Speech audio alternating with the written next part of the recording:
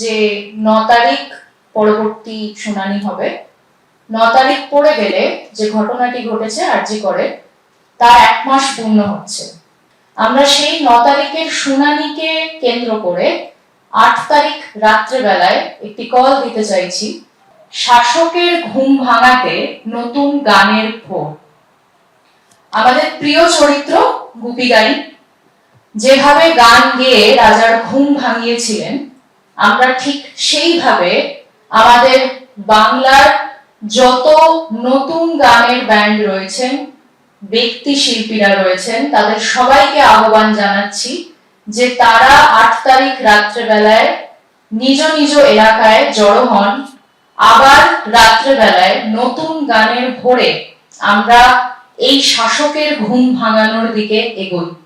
8ই September তিলোত্তমার school থেকে একটি কল রয়েছে, অকিউপাই ধর্মতলা, সেই পোস্টার আমরা দেখেছি।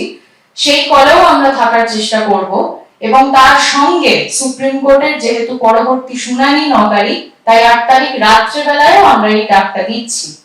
পাহাড় থেকে সাগর বাংলার সমস্ত গান, নাটক, নৃত্য শিল্পীর দল বা ব্যক্তি, তাদের আমরা আহ্বান জানাচ্ছি 8 তারিখের ঘুম ভাঙানোর এই ভোরে নিজের বা দলের বাদ্যযন্ত্র নিয়ে এই নতুন গানের ভোরে